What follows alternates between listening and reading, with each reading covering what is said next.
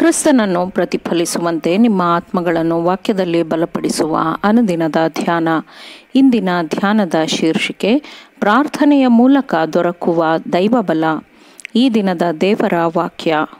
ಮುಂಜಾನೆ ಹೊತ್ತು ಮೂಡುವುದಕ್ಕಿಂತ ಬಹಳ ಮುಂಚಿತವಾಗಿ ಆತನು ಎದ್ದು ಹೊರಗೆ ನಿರ್ಜನವಾದ ಸ್ಥಳಕ್ಕೆ ಹೊರಟು ಹೋಗಿ ಅಲ್ಲಿ ಪ್ರಾರ್ಥನೆ ಮಾಡಿದನು.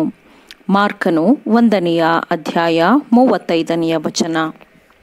ಯೇಸುವಿನ ಜೀವನದಂತೆ ಬೇರೆ ಯಾರ ಜೀವನವೂ ಶ್ರಮ ಮತ್ತು ಜವಾಬ್ದಾರಿಯಿಂದ ತುಂಬಿರಲಿಲ್ಲ. ಆದರೂ ಅವನು ಎಷ್ಟೊಂದು ಬಾರಿ ಪ್ರಾರ್ಥನೆಯಲ್ಲಿ ತೊಡಗುತ್ತಿದ್ದನು. ದೇವರೊಂದಿಗಿನ ಅವನ ಸಂಪರ್ಕ ಎಷ್ಟು ನಿರಂತರವಾಗಿತ್ತು ಅಲ್ಲವೇ? ಅವನ ಈ ಲೋಕದ ಜೀವನದ ಇತಿಹಾಸದಲ್ಲಿ ಮತ್ತೆ ಮತ್ತೆ ಈ ರೀತಿಯ ದಾಖಲೆಗಳು ಕಂಡುಬರುತ್ತದೆ ಅಲ್ಲವೇ? ದೊಡ್ಡ ಸಮೂಹಗಳು ಆತನ ಉಪದೇಶವನ್ನು ಕೇಳುವುದಕ್ಕೂ ತಮ್ಮ ರೋಗಗಳನ್ನು ಆತನಿಂದ ವಾಸಿ ಮಾಡಿಸಿಕೊಳ್ಳುವುದಕ್ಕೂ ಕೂಡಿ ಬಂದರು. ಆತನಾದರೋ ತನ್ನನ್ನು ಪ್ರತ್ಯೇಕಿಸಿಕೊಂಡು ಅರಣ್ಯಕ್ಕೆ ಹೋಗಿ ಪ್ರಾರ್ಥಿಸಿದನು.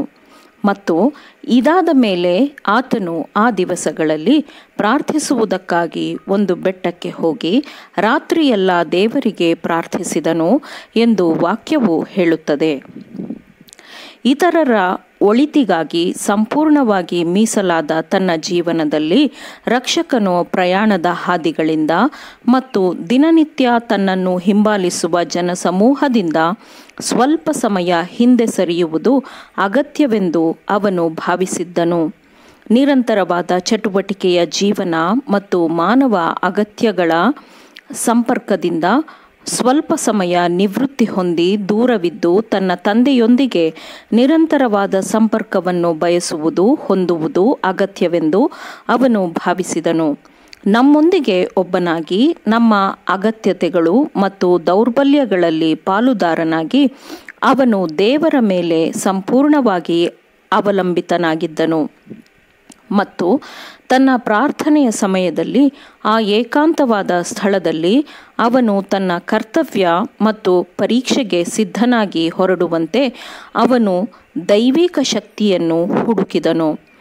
ಪಾಪದ ಈ ಲೋಕದಲ್ಲಿ ಹೋರಾಟಗಳನ್ನು ಮತ್ತು ಆತ್ಮದ ಹಿಂಸೆಯನ್ನು ಯೇಸು ಸಹಿಸಿಕೊಂಡನು. ಅದು ಮಾತ್ರವಲ್ಲದೆ ಆತನನ್ನು ಜಜ್ಜುತ್ತಿದ್ದ ದುಃಖಗಳನ್ನು ಅವನು ದೇವರೊಂದಿಗಿನ ತನ್ನ ಅನ್ಯೋನ್ಯತೆಯ ನಿಮಿತ್ತ ನೀಗಿಸಿಕೊಳ್ಳುತ್ತಿದ್ದನು. ಪ್ರಾರ್ಥನಾ ಸಮಯದಲ್ಲಿ ಆತನು ಸಮಾಧಾನವನ್ನು ಮತ್ತು ಸಂತೋಷವನ್ನು ಕಂಡುಕೊಳ್ಳುತ್ತಿದ್ದನು. ಸಂಪೂರ್ಣ ಮಾನವತ್ವದ ಅಳಲು ಕ್ರಿಸ್ತನ ಮೂಲಕ ಅನಂತ ಕರುಣೆಯನ್ನು ಹೊಂದಿರುವ ತಂದೆಯನ್ನು ತಲುಪುತ್ತಿತ್ತು. ದೈವತ್ವವನ್ನು ಮಾನವತ್ವದೊಂದಿಗೆ ಸಂಪರ್ಕ ಮಾಡಿಸುವಂತಹ ಪರಲೋಕದ ಚೈತನ್ಯ ಶಕ್ತಿಯು ಅವನ ಮಾನವತ್ವವನ್ನು ತುಂಬಿ ಪರಲೋಕದ ಶಕ್ತಿಯು ದೊರಕುವವರೆಗೂ ಅವನು ದೇವರ ಸಿಂಹಾಸನಕ್ಕೆ ಪ್ರಾರ್ಥನೆಗಳನ್ನು ಸಲ್ಲಿಸುತ್ತಿದ್ದನು. ತಾನು ಲೋಕಕ್ಕೆ ಜೀವವನ್ನು ಕೊಡುವಂತೆ ಕ್ರಿಸ್ತನು ಆ ಜೀವವನ್ನು ನಿರಂತರವಾದ ದೇವರ ಸಂಪರ್ಕದಿಂದ ಹೊಂದಿಕೊಂಡನು. ಆತನ ಅನುಭವವು ಇಂದು ನಮ್ಮದಾಗಿರಬೇಕು. ನೀವು ಮಾತ್ರ ವಿಂಗಡವಾಗಿ ಅರಣ್ಯ ಸ್ಥಳಕ್ಕೆ ಬಂದು ಸ್ವಲ್ಪ ಸಮಯ ವಿಶ್ರಮಿಸಿಕೊಳ್ಳಿರಿ ಎಂದು ಆತನು ನಮಗೆ ಹೇಳುತ್ತಾನೆ. ನಾವು ಆತನ ವಾಕ್ಯಗಳಿಗೆ ಕಿವಿಗೊಟ್ಟರೆ ನಾವು ಹೆಚ್ಚು ಬಲಶಾಲಿಗಳು, ಹೆಚ್ಚು ಉಪಯುಕ್ತರೂ ಆಗಿರುತ್ತೇವೆ. ಲೋಕ, ಅದರ ಪದ್ಧತಿಗಳು ಅಥವಾ ಅದರ ಆಚರಣೆಗಳೊಂದಿಗೆ ಹೊಂದಾಣಿಕೆ ಮಾಡಿಕೊಳ್ಳದ ಜೀವನದ ಪ್ರಕಟಣೆಯು ದೇವರಿಂದ ತರಬೇತಿ ಹೊಂದುವ ಪ್ರತಿಯೊಬ್ಬರಿಗೂ ಆಗಬೇಕು. ಮತ್ತು ಪ್ರತಿಯೊಬ್ಬರೂ ದೇವರ ಚಿತ್ತದ ಜ್ಞಾನವನ್ನು ಪಡೆಯುವಲ್ಲಿ ವೈಯಕ್ತಿಕವಾದ ಅನುಭವವನ್ನು ಹೊಂದಿರಬೇಕು.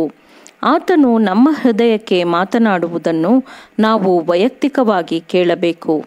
ಬೇರೆಲ್ಲ ಧ್ವನಿಗಳು ಮುಚ್ಚಿ ಹೋದಾಗ, ಆತನ ಮುಂದೆ ನಾವು ಶಾಂತವಾಗಿ ಕಾಯುವಾಗ ಆತ್ಮದ ಮೌನವು ದೇವರ ಧ್ವನಿಯನ್ನು ಹೆಚ್ಚು ವಿಭಿನ್ನಗೊಳಿಸುತ್ತದೆ. ಶಾಂತವಾಗಿರಿ, ನಾನೇ ದೇವರಾಗಿದ್ದೇನೆ ಎಂದು ಆತನು ನಮಗೆ ಹೇಳುತ್ತಾನೆ.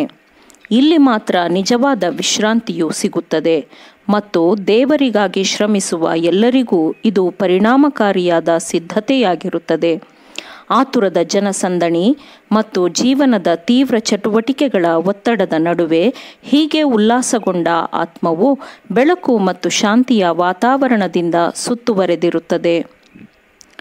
ಅಂತಹ ಮನುಷ್ಯರ ಜೀವನವು ಸುಗಂಧವನ್ನು ಪಸರಿಸುತ್ತದೆ ಮತ್ತು ಅದು ಮನುಷ್ಯರ ಹೃದಯಗಳನ್ನು ತಲುಪುವ ದೈವಿಕ ಶಕ್ತಿಯನ್ನು ಪ್ರಕಟಪಡಿಸುತ್ತದೆ. ಆಮೇನ್. ದೇವರ ವಾಕ್ಯಗಳನ್ನು ಶ್ರದ್ಧೆಯಿಂದ ಆಲಿಸುವವರು ಮಾತ್ರವೇ ಆಗಿರದೆ ಪಾಲಿಸುವವರೂ ಆಗಬೇಕೆಂದು ನಿಮ್ಮನ್ನು ಉತ್ತೇಜಿಸುತ್ತೇನೆ. ಪರಿಶುದ್ಧಾತ್ಮನ ಸಹಾಯದಿಂದ ಆಲಿಸಿದ ನಿಮ್ಮೆಲ್ಲರಿಗೂ ಧನ್ಯವಾದಗಳು. ಮತ್ತೆ ದೈನಂದಿನ ಧ್ಯಾನಕ್ಕಾಗಿ ನಾಳೆ ಸಂಧಿಸೋಣ. ಆಮೇನ್.